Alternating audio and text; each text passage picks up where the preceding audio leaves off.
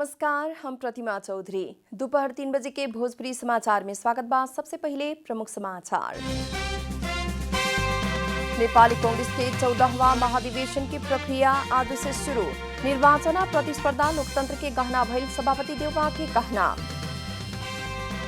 पर्यटन बोर्ड आ टान के बीच जीविकोपार्जन खातिर स्थायी पर्यटन पुनरुत्थान करे के समझौता। गलती भइला पर सुझाव देवेला बोर्ड के आग्रह। राष्ट्रीय जनमोर्चा द्वारा समानांतर कमेटी गठन करे वाला नेता सबके कार्यवाही में पड़ल सब संपूर्ण जिम्मेवारी से मुक्त। जापानी प्रधानमंत्री सुगा द्वारा प्रधानमंत्री प्रतिस्पर्धा में न जाए के घोषणा। एलडीपी के नेता ही प्रधानमंत्री बने के संभावना। और टोक्यो पारा ओलंपिक में नेपाली ताइक्वांडो के पलेशा गोवर्धन के पहिल का खेल में हार। पलेशा रिपेच खातिर प्रतिस्पर्धा करिहन।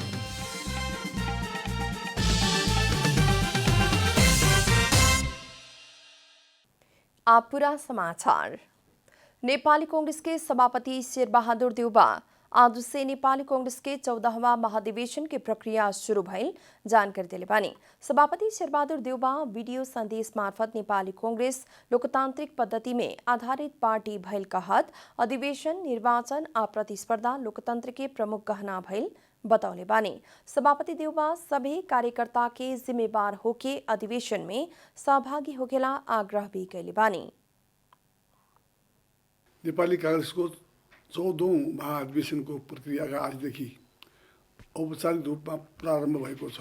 लोकतन्त्रको पर्यायको रूपमा रहेको हाम्रो पार्टी नेपाली कांग्रेस लोकतान्त्रिक अभ्यासमा आफूलाई सधैँ अग्रणी साबित गर्दै आएको छ। नेपाली जनताले बुझिसकेका छन् बलियो कांग्रेसबाट मात्रै समग्र देशको विकास सम्भव छ।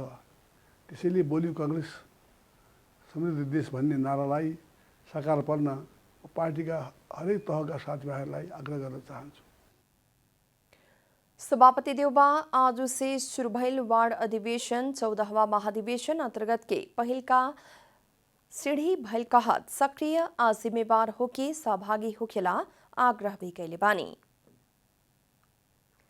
यह बीच नेपाली कांग्रेस के 14वां महाधिवेशन अंतर्गत के वार्ड अधिवेशन आज से हो रहल बा। पार्टी आ कार्यकर्ता के जीवन में महत्वपूर्ण मानल जाय वाला महाधिवेशन तीसरका बार आगे बढ़ के चौथा बार होखे लागल है। अगिला अघन 9 से 13 गते तक होखे वाला महाधिवेशन खातिर आज से क्रियाशील सदस्यता टुंगल 56 जिला के वार्ड में अधिवेशन होखे लागल है। 56 जिला के 80% वार्ड में आज से अधिवेशन होखे के आ विभिन्न कारण से रुकल वार्ड में भादो 26 गते भीतर करे किस्म से निर्वाचन अधिकृत सबके जिम्मेवारी दिहल केंद्रीय निर्वाचन समिति के सदस्य गोपाल कृष्ण घिमिरे जानकारी देहने। बाकी जिला सब में क्रियाशील सदस्यता विवाद निष्कर्ष लगला बाद अधिवेशन शुरू होगी। निर्वाचन निर्देशिका 2078 मुताबिक प्रत्येक वार्ड से सभापति सहित कमती में 16 जने क्षेत्रीय प्रतिनिधि चयन होगी हैं। 10 जने तक क्रियाशील सदस्यता रहल वार्ड से 16 जने, 2 से 50 तक भइल वार्ड से 26 जने, 3 से 50 जने तक क्रियाशील सदस्यता भइल वार्ड से 36 जने, 4 से 50 जने तक भइल वार्ड से 46 जने क्षेत्रीय प्रतिनिधि निर्वाचित होगी हैं। कांग्रेस द्वारा प्रदेश सभा क्षेत्रीय अधिवेशन आसीन 1 गते, प्रतिनिधि सभा क्षेत्रीय तथा एकमात्र प्रतिनिधि सभा निर्वाचन क्षेत्र भइल जिला अधिवेशन आसीन 5 गते खातिर तय कल गेल बा। अघन 9 से 13 गते तक महाधिवेशन करे के कार्यतालिका बाटे। नेपाल पर्यटन बोर्ड आ trekking agency association of Nepal टान के बीच जीविकोपार्जन खातिर स्थायी पर्यटन पुनरुत्थान करे के समझौता भइल बा।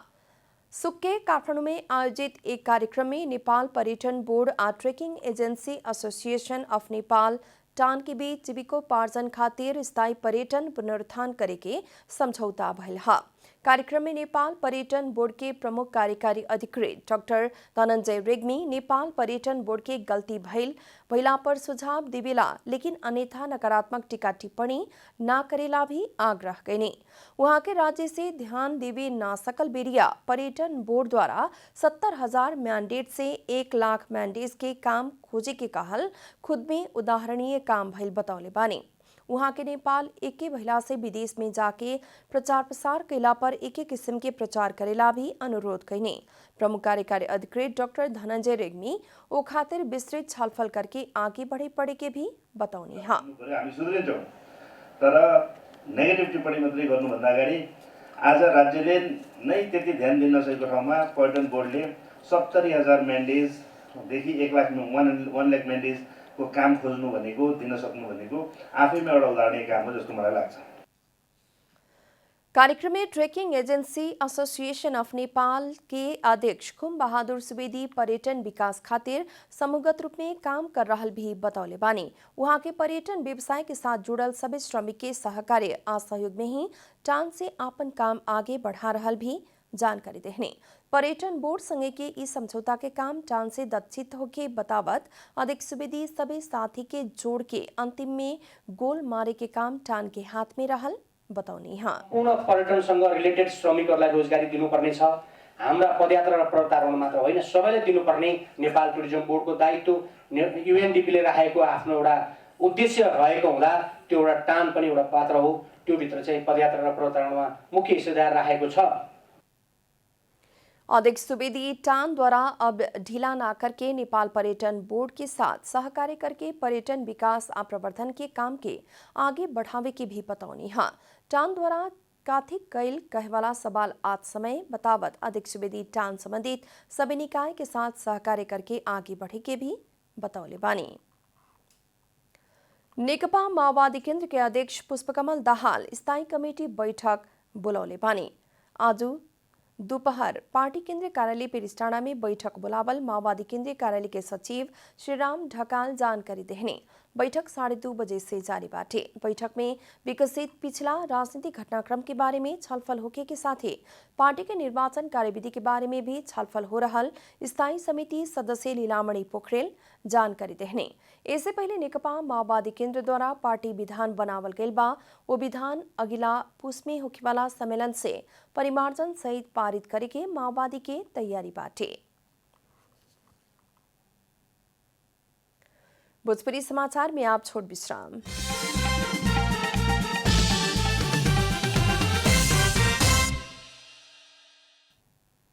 भोजपुरी समाचार में आप बाकी समाचार।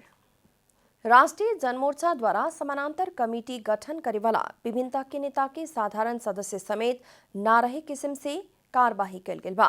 केंद्रीय समिति के बीएफए के बैठक द्वारा समानांतर समिति गठन करे वाला के संपूर्ण जिम्मेवारी से मुक्त करत अनिश्चित काल खातिर पार्टी के साधारण सदस्य से कार्यवाही करे के निर्णय कल गई। महासचिव मनोज भट्ट जानकारी देने। राष्ट्रीय जनमोर्चा के महासचिव भट्ट भारतीय पक्ष के उकसाहट में एमाले अध्यक्ष केपी शर्मा ओली के गणतंत्र धर्मनिरपेक्षता के समाप्त करे के खोजल आ बार बार संसद विघटन कैला से जनमोर्चा ओकर विरुद्ध 5 दलीय गठबंधन में सहभागी भइल भी स्पष्ट कैनी है। केपी शर्मा ओली के नेतृत्व में संसद विघटन करके देश के अस्थिर बनावे के आ राजतंत्र के लौटावे के प्रयत्न भइला से राष्ट्रीय जनमोर्चा ओकर विपक्ष में गठन भइल 5 दलीय गठबंधन में सहभागी भइल नेता भट्ट के कहनाम रहे।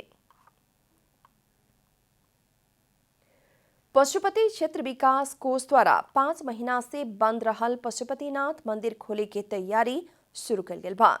हरितालिका 30 के अवसर में मंदिर खोले के तैयारी भइल कोष जनौले बाटे।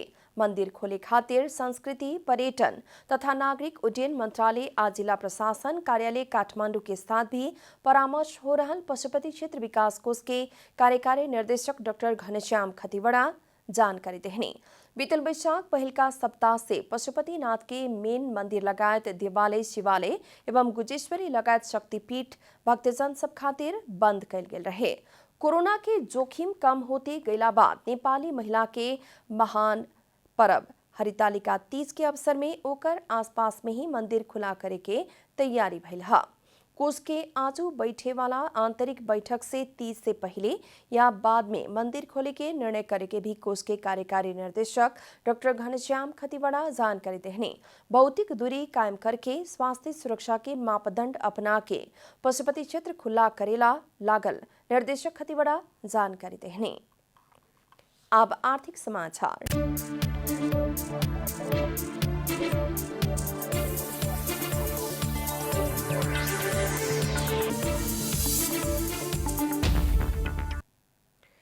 आर्थिक तरलता अभाव के कारण बैंक तथा वित्तीय संस्था सबसे राष्ट्र बैंक संगे 64 अरब 60 करोड़ रुपया पैसा सहयोग मांगल गेल बा।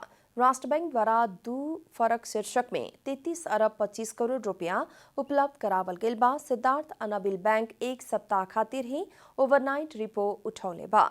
सिद्धार्थ 45 करोड़ रुपया उठौले बा त नबील 50 करोड़ रुपया उठौले बा। एकर ब्याज दर 3.5% बाटे। प्रणाली में तरलता अभाव बढ़ला बाद राष्ट्र बैंक 20 अरब रुपया के ट्रेजरी बिल्स के धीतो में उपलब्ध करावे वाला पैसा जारी कैले रहे। एमे बैंक सब 64 अरब 60 करोड़ के दाबी प्रस्तुत कैले रहे। राष्ट्र बैंक से 20 अरब उपलब्ध करौला पर भी तरलता समस्या समाधान न भइला बाद बैंक सब 5% ब्याज के स्थायी तरलता सुविधा SLF प्रयोग कैले बा। बैंक सब 13 अरब 25 करोड़ रुपया SLF प्रयोग कैले बा। तरलता अभाव बढ़ला बाद बैंक सब अंतर बैंक में भी साप्टी मिले के छोड़ले बा। BFA के अंतर बैंक साप्टी मिलला पर अधिकतम ब्याज 4.97% पुगल रहे। भोजपुरी समाचार में फिर छोट विश्राम।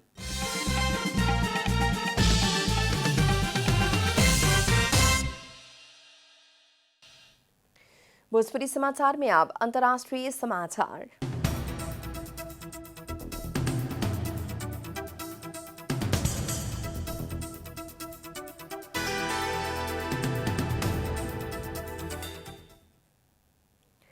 जापान के प्रधानमंत्री योशिहिदे सुगा दोसरका कार्यकाल खातिर अपने प्रतिस्पर्धा में ना जाए के बतौले बानी। प्रधानमंत्री सुगा इहे महीना होखेवाला पार्टी नेता के चुनाव में अपना से प्रतिस्पर्धा न करे के घोषणा कैले बानी। सुगा 1 बरस पहले जापान के प्रधानमंत्री में नियुक्त भइल रहने।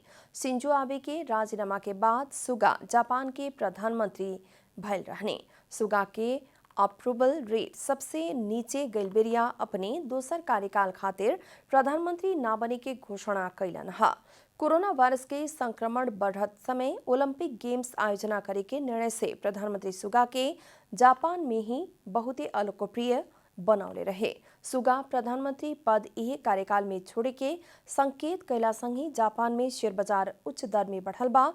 LDP सितंबर 29 में आपन अध्यक्ष चयन कर रहल बा। सदन में बहुमत रहल कारण से LDP के नेता ही प्रधानमंत्री बने के संभावना बढ़ गई बाटे। न्यूजीलैंड के ऑकलैंड शहर में सुख के एक सुपरमार्केट में प्रवेश करके 6 जने लोग के चक्कू प्रहार करे वाला एक अतिवादी प्रहरी के कार्यवाही में मारल गइल बा।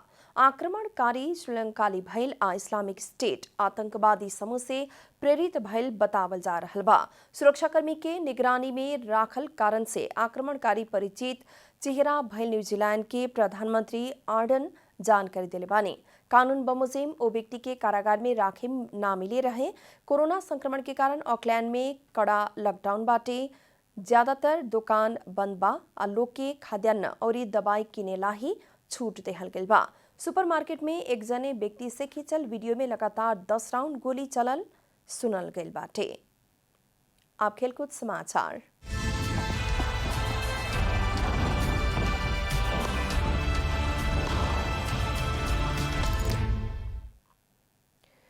जापान में हो रहा टोक्यो पारा ओलंपिक में नेपाल से सहभागी एकमात्र खिलाड़ी ताइक्वांडो के पलेशा गोवर्धन पहिल का खेल में ही हारल बाड़ी। सुख के सवेरे भइल पहिल का चरण के खेल में पलेशा बिलायती खिलाड़ी बेट मुनरो के साथ हारल बाड़ी है। पदक आशा कल गेल वहां के शुरू में ही मजबूत प्रतिद्वंदी के साथ पड़ला पर हारल बाड़ी। 58 केजी तौल समूह के नीचे के खेल में पलेशा बेट के साथ 21-8 अंतर से हारल बाड़ी है। पहिल का राउंड में पलेशा 6-2 और दूसर का राउंड में 8-2 से पीछे भइली। तीसर का राउंड में कुछ सुधार कैला पर भी 7-4 से फेरू पीछे पड़ला बाद पलेशा हार सहे के पड़ल। पहिल का चरण में हारल पलेशा अब रिपेज खातिर भिड़ंत करी हैं। अंत में प्रमुख समाचार फिर एक बेर। नेपाली कांग्रेस के 14वां महाधिवेशन की प्रक्रिया आज से शुरू।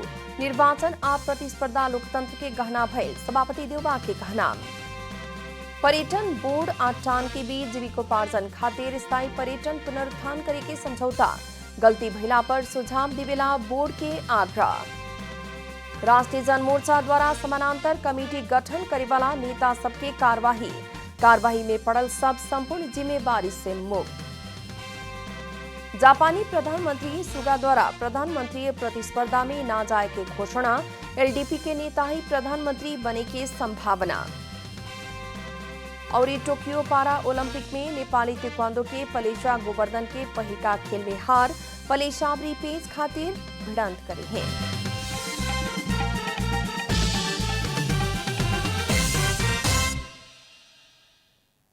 भोजपुरी समाचार अभी खातिर इतना ही। जनता द्वारा जनता खातिर प्रसारित जनता टेलीविजन के कार्यक्रम सब यूट्यूब, ट्विटर, फेसबुक का हमने के वेबसाइट जनतासमाचार.com में भी पढ़ आ देख सकता नहीं लोग। सूचना में अपने के सहभागिता, समय में समाचार, हमने के प्रतिबद्धता। नमस्कार।